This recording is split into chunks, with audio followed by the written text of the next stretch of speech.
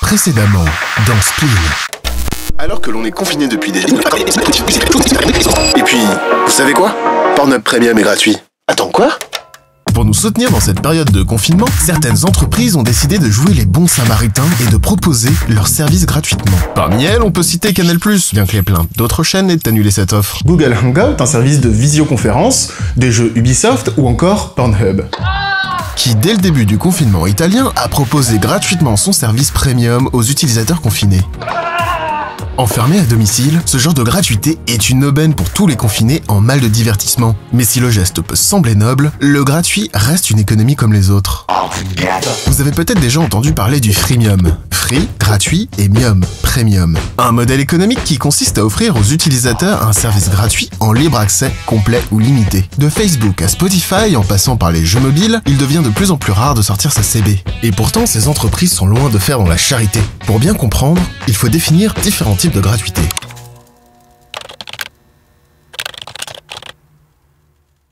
D'abord, les services entièrement gratuits, façon YouTube ou Facebook. À vrai dire, rien de nouveau là-dedans. Ce genre de service se base principalement sur la rémunération publicitaire. Un peu à la manière de la télévision, sans compter la redevance. L'objectif de ce genre de plateforme est que nous, utilisateurs, restions le plus possible pour ingérer un maximum de publicité. Mais le tout gratuit a également, pour une nouvelle entreprise, l'intérêt de donner à un public le plus large possible accès à son service. Le problème, c'est que c'est un kit ou double. Tenir l'accès à un service gratuit demande un investissement de départ conséquent, avec un retour sur investissement incertain et qui peut prendre du temps. On peut citer un exemple, Facebook, qui à son lancement était gratuit et sans publicité, c'est-à-dire sans rémunération autre que la confiance que pouvaient leur porter certains investisseurs visionnaires. Peut-être un détail qui a permis à la plateforme de devenir l'un des piliers centraux du web qu'elle est aujourd'hui. Mais pour quelques dizaines voire centaines de milliers d'euros investis, nombre d'autres services n'ont pas eu le parcours de ces pontes du web et ont vu leur argent partir en fumée en ne réussissant pas à transformer l'essai. Et pour cause, le gratuit n'est pas gage de réussite auprès de l'audience. À vrai dire, il faudrait même se méfier d'un biais bien humain qui laisse penser que plus un produit est cher, de meilleure qualité il est. Eh bien, avec un service gratuit, une entreprise doit se méfier de ne pas donner l'impression d'être cheap. Là où en échange d'une somme, on s'attend à avoir un service de qualité, avec du gratuit, l'utilisateur peut douter de cette qualité et s'attendre à un service moyen, voire médiocre. On peut apprécier un restaurant gratuit, mais il y a fort à parier que l'on ne va pas s'attendre à la qualité d'un restaurant étoilé. Mais un service gratuit ne le reste pas toujours. S'il permet d'hameçonner une quantité parfois folle d'utilisateurs, il faut également réussir à les convertir en utilisateurs payants, en proposant par exemple une version premium du service.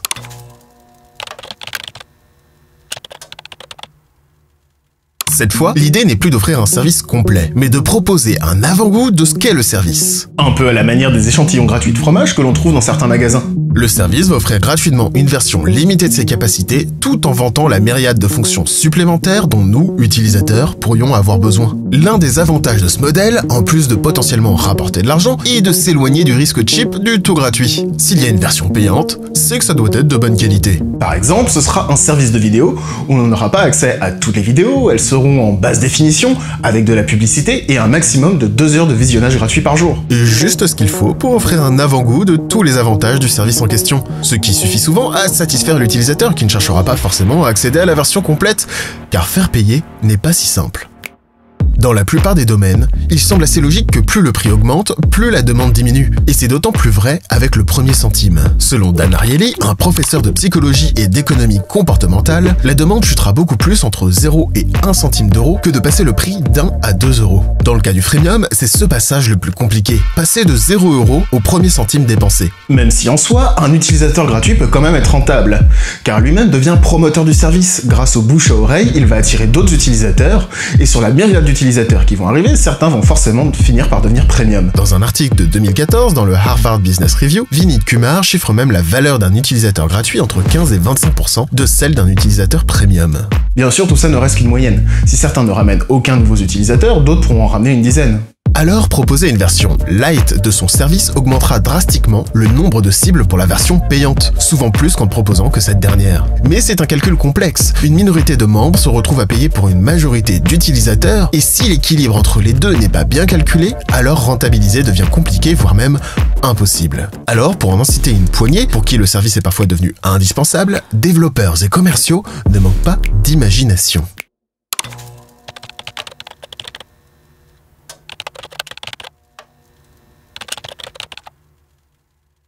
Si l'on a l'habitude de considérer les publicités comme une méthode de vente ou de communication, elles ont également une autre caractéristique très utile dans notre cas, celle d'agacer. Et si certains services se creusent la tête pour trouver la meilleure façon de vous montrer de la publicité sans vous déranger, outre mesure, d'autres se servent de cette caractéristique pour tenter de convertir un utilisateur. Bah oui, quoi de plus frustrant qu'un service utile mais dont la taille de l'écran est diminuée de moitié? Ou encore un temps d'attente très frustrant au moment où l'on a besoin d'accéder à l'application. Le pire restant encore d'attendre le bon moment pour interrompre l'expérience de l'utilisateur, ce moment où il profite réellement du service, de façon à créer une frustration qui l'incitera souvent à passer premium. L'un des champions du domaine, c'est Spotify. Il faut savoir qu'en temps normal, un bon taux de conversion se situe autour de 5% des utilisateurs. En 2015, par exemple, Spotify atteignait 27%. C'est-à-dire que lorsque 4 nouveaux utilisateurs s'inscrivaient sur la plateforme, l'un d'eux passait premium. S'ils utilisent d'autres méthodes que l'on abordera après, celle de la publicité est particulièrement marquante pour ce service. L'utilisateur accède à un catalogue musical immense et personnalisable. L'une des fonctions phares de l'application est la playlist. Ils en proposent pour étudier, pour faire du sport, pour faire la fête ou se relaxer, bref, une playlist qui accompagne l'utilisateur dans une expérience immersive. Mais après une quinzaine de minutes, une publicité, souvent à l'ambiance opposée à celle de la musique écoutée, vient rompre l'immersion et frustrer l'utilisateur qui venait seulement de se plonger dans le mood. Et on peut comprendre que cette rupture de ton brutal nous pète les couilles. Autre particularité, souvent il ne s'agit même pas de publicité, mais d'un simple appel à l'action. Un message qui vient nous vanter les mérites de la version premium de l'application. Alors si la pub est une manière de générer des revenus, son aspect agaçant servira également à tenter de convertir l'utilisateur.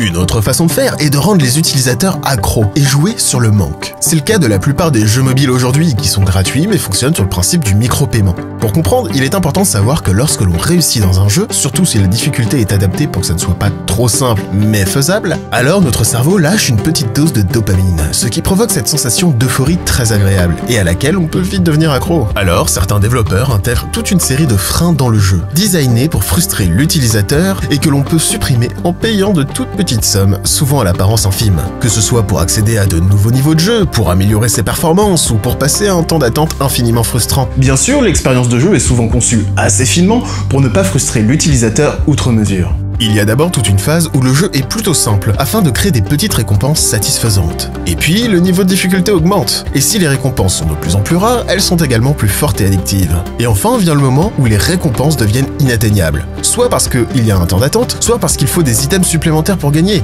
Bref, vous avez l'idée. Pour continuer à recevoir son shoot de dopamine, il faut alors payer. Mais le problème, c'est que payer, on n'aime pas ça.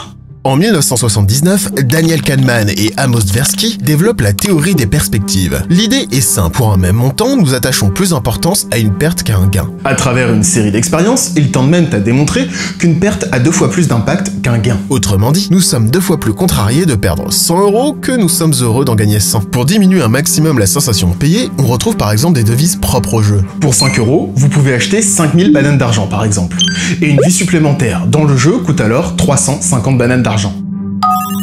Alors, au moment d'acheter une vie supplémentaire, vous ne dépensez pas d'euros, et lorsqu'une vie coûte 350 bananes d'argent, difficile de visualiser exactement quelle somme ça représente. Avec les bananes d'argent, cette aversion à la perte s'en retrouve fortement diminuée. Je n'ai plus le sentiment de dépenser des euros pour une vie supplémentaire, et je vais utiliser plus facilement mes bananes. Bien sûr, ça ne marche pas sur tout le monde.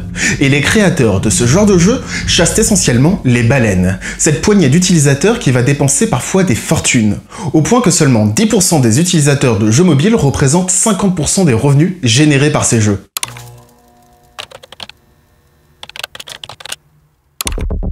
Un autre moyen de faire sortir sa carte bancaire à un utilisateur, c'est de lui donner accès à la version premium complète pendant un temps limité. Ainsi, pendant quelques jours, voire quelques semaines, il va goûter à toutes les fonctions du service. On peut citer par exemple la VOD comme Netflix ou Prime, qui offre un mois gratuit. Nombre d'utilisateurs se sont inscrits en ne souhaitant profiter que du mois gratuit, mais en un mois, ces services ont le temps de devenir des habitudes de consommation. C'est simple, je vais sur la plateforme, je choisis le film ou la série, et hop. Et pour si peu que je n'ai pas terminé cette série sur laquelle j'accroche après la période d'essai, alors je vais me convertir en utilisateur premium.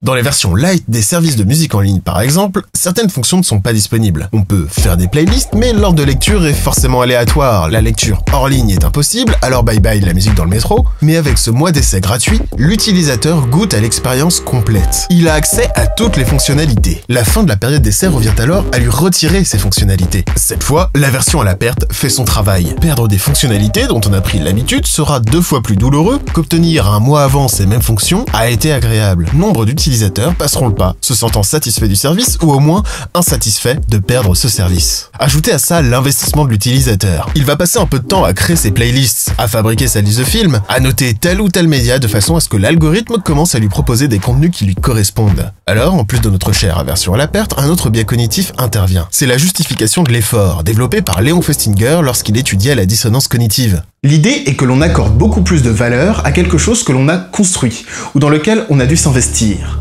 Et plus cet investissement a été important, plus on surestime sa valeur. Eh bien, dans le cas de ces algorithmes que l'on a nourris, au bout d'un mois, ces bestioles commencent à nous connaître et deviennent aptes à nous proposer, en effet, des choix qui nous correspondent. Alors, il devient de plus en plus difficile de se séparer de ça pour aller voir une autre application, par exemple. L'application me propose d'elle-même plein d'artistes qui correspondent réellement à mes goûts, alors je ne voudrais pas aller chez son concurrent où je devrais recommencer tout le tintouin. Mais cette approche du premium gratuit a un autre avantage pour les services déjà bien implantés, mais à la forte concurrence. Tentez de prendre le lead sur le marché.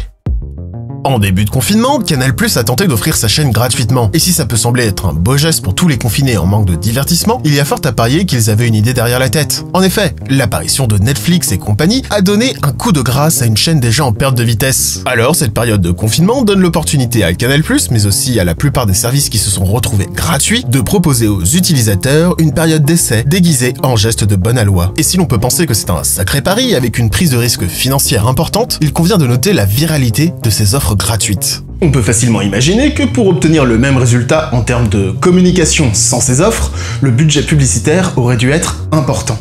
Et d'autant plus pour un service qui ne peut pas vraiment se permettre de faire de la publicité grand public, comme Pornhub. Le site s'est offert une voie royale de communication au sein de médias à grande audience, et on peut facilement imaginer qu'atteindre autant de public aurait été plus coûteux, voire impossible étant donné le type de contenu proposé. Alors, les éventuelles pertes ou non-profits immédiats liés au premium gratuit sont potentiellement compensés par le coût de publicité et le gain de nouveaux utilisateurs qui resteront peut-être abonnés. Et en termes de communication, le pari est gagné. Un petit tour sur Google Trends montre que cette recherche atteint au début du confinement son plus haut niveau historique. En France, le site déjà leader du marché vient à aller au-delà de la recherche grivoise en dépassant des termes plus généraux. En Espagne, les recherches ont même mené ce site au niveau du leader du marché national. Un pari réussi donc, reste maintenant à savoir quel taux de conversion le site a réussi à atteindre. Mais il est fort à parier que le calcul sera sûrement rentable.